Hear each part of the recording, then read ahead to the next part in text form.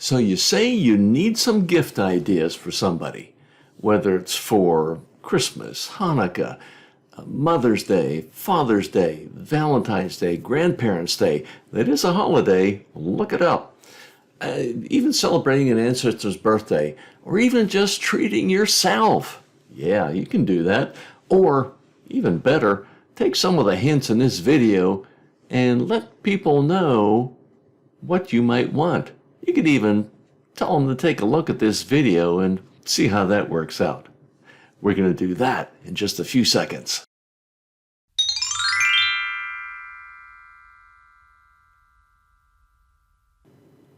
So you need some gift ideas. Well, you've come to the right place. Let's get started.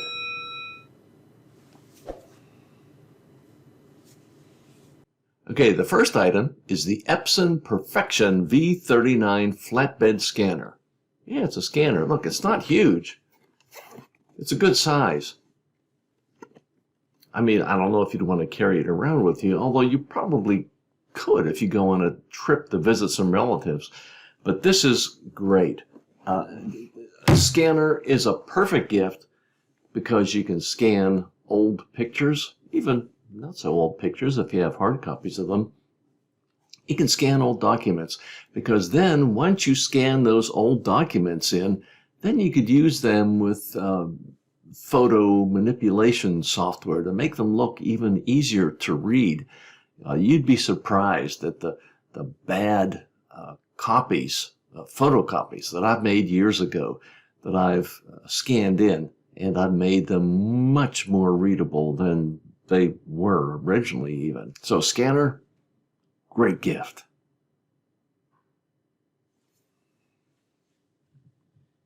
Next, we have a digital audio recorder. Yeah, boy, this is far ahead of the time when you had to use cassette tapes, right? Yeah, I've done that before with interviews with relatives, and things can go bad so easily, but you got this digital audio recorder now. Hey, this is a Tascam. It's a Tascam model, but you know, they don't make this particular model anymore. So I have links down below to everything I'm showing here today, but there won't be a link to this one specifically. I'm going to give you a link to the current best-selling digital audio recorders on Amazon. So you can take a look at that, take a look at their functions and features and see which one is best for you, and the price point, of course. I mean, you can pay, heck, $30 for one, or you could pay $300 for one.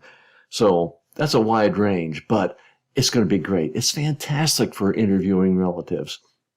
It has microphones built in right there, so you don't need an external microphone. You can add one if you want to, but you know, I've never had a problem with using just the built-in microphones. And it has, you can see there's a it shows a audio scale. It's moving as I'm recording. I don't know if you can see that or not. I'll move in even closer, but you're just seeing reflections now. But anyway, this is a great thing to have when interviewing family relatives about the family history. Fantastic. This next item is a book. Boy, genealogists love books. But this one is the Unofficial Guide to FamilySearch.org. If you are not familiar with FamilySearch.org, you are really missing out. This is a free website, totally free, that has a database of all kind of old documents on it. Once again, it's free. It's free. This is one of the best sites there possibly is for doing genealogy. Now, having said that, if you are familiar with it, have you got everything out of that site that you possibly could? Well, if you get this book, you can get everything you can out of this book. But you know what? I did a full review just on this book on another video, and I'll leave a link down in the description below that will tell you everything you need to know about this book. So this is, oh man, this is a great book.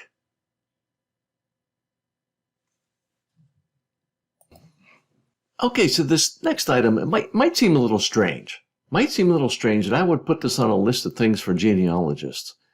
It's a microphone. Yeah, it's a microphone. Now, why would I put a microphone on this list? Because did you know what you need to do if you're a family historian or genealogist? You need to make videos with your memories about the family history. Because you're not only finding family history, but you want to leave information about the family history to the next generation or next generations.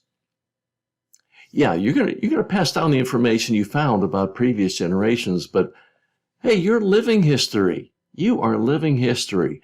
And so giving information about your life, what you have experienced in your personal life, and things in history, any number of things, please, please, please make a video to leave to your family members, whether it's your children, whether it's nieces and nephews, whatever it is. You know, they are really going to appreciate this. Not all of them will. There's some that just don't want to know anything about the family history, and that's fine. But there's going to be plenty that will appreciate these videos that you've made. So if you want to make these videos, you know, you could use a built-in microphone for these videos, but man, the audio quality is gonna stink. Just plain and simply, it's gonna stink. I would demonstrate that except for the fact that my computer doesn't even have a built-in microphone. Okay, I'm gonna lift this up now so you can see it, because you normally can't see it when I'm recording.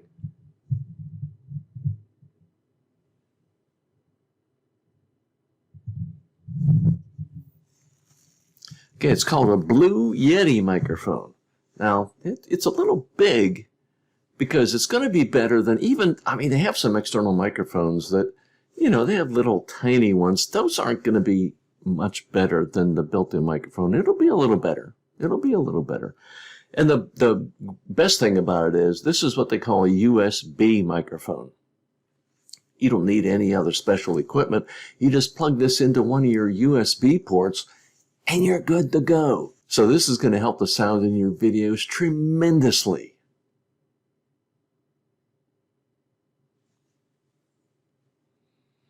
Okay, now the next thing I'm going to tell you about is something I really can't show you because it's my video camera that I have on top of my monitor over here. Yep, that's my video camera right there. It's called a, where is it? It's a Logitech video camera. And I'm going to give you a link down below, just like all the other items, because once again, if you use the built-in, if you have a built-in camera in your computer or laptop, yes, it'll work. But I think you want, if you're going to have a good sound with the microphone that I told you about, then you want the good video too. So this is going to look so much better than the built-in camera you have on your computer. So give that a shot.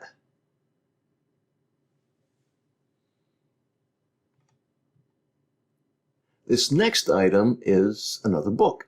It's called The Researcher's Guide to American Genealogy by Vale D. Greenwood. This is a classic. This is a classic for genealogists. This book has been used in classes, people teaching classes in genealogy. Boy, and I'll tell you, for good reason. This is a 600-page book. Now, this is the second edition that I have right now. There is a third edition out. So the link that I have below for this book will take you right to the most recent edition. Okay, but take a look. And I have to put my reading glasses on here, folks.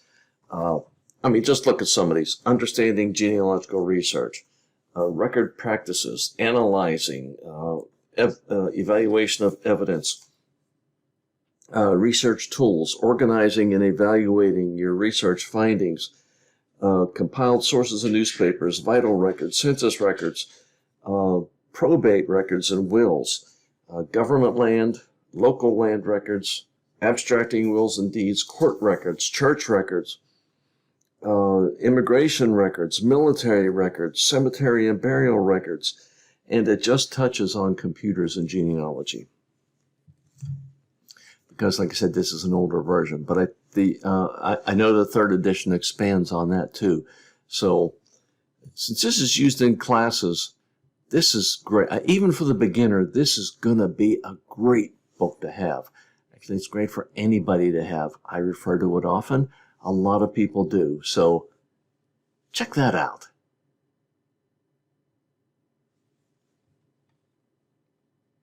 Okay, this next item is a must-have for any genealogist. It's genealogy software. The one I use that I recommend is called Roots Magic. Now, do you have to have this? No, you could keep records on paper or in a word processor or spreadsheet, but you know, you're talking about the old school type stuff there. Keep the information all together in a genealogy software program. It's going to help you a lot. Let me just show you real quick. Let's go over to my computer. I'll show you this software. Okay, now this is not intended to be a review of the software. I'm just showing you generally what it can do for you. Here you have on this screen, this is a ancestors chart, a pedigree chart. And it shows the person at the bottom here is Laura Shuck. It shows her father, her mother. Then Josiah Shuck here, father and mother. This guy here, father and mother. Up here, father and mother. You can move up and down the line. You can move over further. Go back to where you were.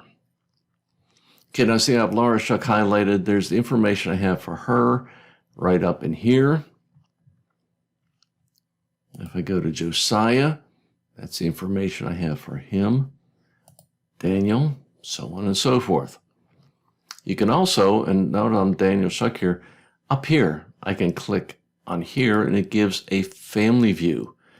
It gives information about the mother, or the father, the mother, their parents, but then all their children too. And if you have information about who they married, well, then it will show who their spouses were, too. And of course, you could add more children. Now, of course, you can go into Daniel Shuck, and you can see all his detailed information there. You can add information. You could add all kinds of events, including adoptions, alternate names, annulments, baptisms, bar mitzvahs, birth, census, death, immigration, engagement, first communion, graduation, LDS events. If you need them, military service, naturalization, ordination, and you could also add unique ones of your own if you'd like. So this is something else. Plus, then you go into, let's say, let's go back over here and go down to Laura. And go to, what am I looking for here? Publish. And there's all kind of reports. Like, for example, say a fan chart. I'm just going to generate this report based on just the default stuff that's there now. Look at this. This is the Laura Shuck there. This shows on her father's side, over here on her mother's side. And these are color-coded. You can color-code it any way you want. Oh, this is just something else. Let's get rid of that. What other reports are there? Okay, well, you can print out the pedigree chart, the family group sheet, and even a narrative report. And I'll leave the default. And you can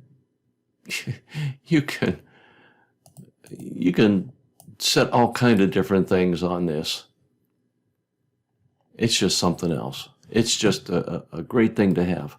Now, let's go over to the website where they have this software. Okay, here's the Roots Magic website. It's currently on Roots Magic version 8, which was just released about a month ago. And Roots Magic will work on a Windows computer if you have it, or a Mac computer if you have it, either one. Now, there's a couple things here. Over here, you see there's buttons for buy it now or try it free. There is actually a free version of this software. It's free. And you'll see here it's called Roots Magic Essentials.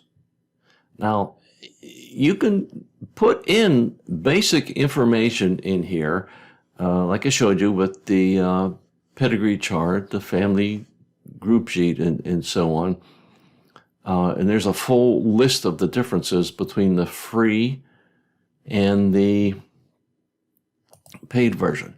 If I come here by now, but I will tell you that this software, you could certainly give it a try. Give the free version a try, but this price right here, $39.95, is a steal for what you're getting. Roots Magic 8, if you go and look up genealogy software reviews, Roots Magic is always one of the programs that they give as suggested programs. It's very near or at the top of the list. It's at the top of the list for many, many of these reviews. So Roots Magic 8 is a great program. Believe me, I've been using it for, I guess at least 10 years now. So try it out. See what you think, but I think you're going to like it.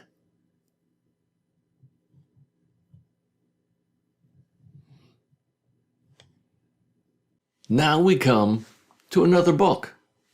Go figure. Like I said, genealogists love books. But this one also belongs on every genealogist bookshelf. Let me take you over to my computer again because I don't have it in hard copy because I think it's over 800 pages, might be even more than that. But I have the ebook copy of it. So let's go over to my computer and take a look at it, okay? This book is called Evidence Explained, Citing History Sources from Artifacts to Cyberspace. This is by Elizabeth Shown Mills. Now, this is a very, very well-known woman in the genealogy community. She is, for lack of a better word, I would call her the queen of genealogy.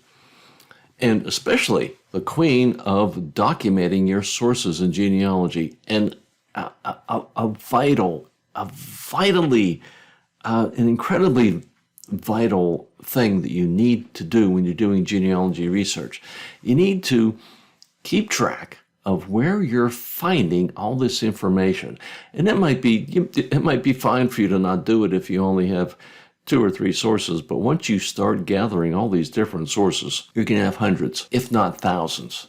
So you need to know how to properly document this stuff. And this book will show you that because it'll show you how to document things that you won't find in a normal documentation manual like the Chicago Manual of Style and all that stuff. Things that are unique to the genealogy world too. Birth certificates, death certificates, marriage certificates. Just census records. You won't find it in the Chicago Manual of Style, but you'll find it here in Evidence Explained. And just to show you in the table of contents here, but it'll start out, it actually gives you lessons on the fundamentals of evidence analysis, the fundamentals of doing citations. And then it goes through the different categories of records that you can find. Business and institutional records, cemetery records, census records, church records, local and state records, including courts and governance, licenses, registrations, rolls and vital records, property and probates, national government records, publications like books, CDs, maps, leaflets, videos, oh my goodness, just anything you could think of, she's done it. She tells you exactly how to document this stuff in a way that everyone is going to understand. So once again, this is a vital thing to have on your bookshelf. In my case, I have the ebook, but yeah, I think I had a very early version of it, but I gave it away to someone I do believe. So for this one, I just got the ebook version just because it's such a big book. But it doesn't hurt to have that book on your bookshelf to refer to because you'll get a lot of use out of it. Okay, the next item is Ancestry.com. Ancestry.com, you've probably seen commercials on it because they advertise a lot in print, on TV. I mean, there's a lot of TV shows actually they even advertise on. What Ancestry.com is, it's mainly a database of old records. They have copies of old records. How exactly they got them, not quite sure. But, I mean, I have found death certificates. They have a lot of death certificates from the state of Pennsylvania. That's a great record to find information about your ancestors. You know, maybe a little morbid, but man, yeah, it gives you a lot of good information, including possibly their parents, their birth date, their death date, of course. Fantastic source. But, I mean, that's just one thing. I mean, it'll have census records. That's a big one. All the census records that are available and indexed by name so that you don't have to slog through. If you know a person lives in Pittsburgh, you don't have to roll through the hundreds upon hundreds of pages of census records to try to find your ancestors. They are indexed by name so that you can find them very easily. So that's a great thing. And just tons and tons of military records. My father's World War II registration, my great-grandfather's World War I and World War II registration records. Because, yeah, in World War II, they even registered some older men. I'm not sure exactly why. I guess they thought it might come to the point where they have to have these older men in there, but they didn't. So military records, military pension records, it's just incredible the amount of information that's in here. It is the biggest genealogy database that is out there. Yes, we talked about Family Search before. Family Search is very good. It has lots of records, but it doesn't have as many as Ancestry.com. Now, of course, Family Search is free. Ancestry, you pay for it. You can get a free trial of it, but otherwise after that, it's either 7 or 14 days, you do have to pay for it. But, you know, and they come up with some discounts every now and then. But hey, look at the link down below and you'll see the different packages they have. You can't imagine the scope of the records that Ancestry.com has. It's amazing. Now, one caveat that I will give you, I would not gift a person an Ancestry.com membership if they're just thinking about getting started in genealogy or if they have just started doing genealogy research.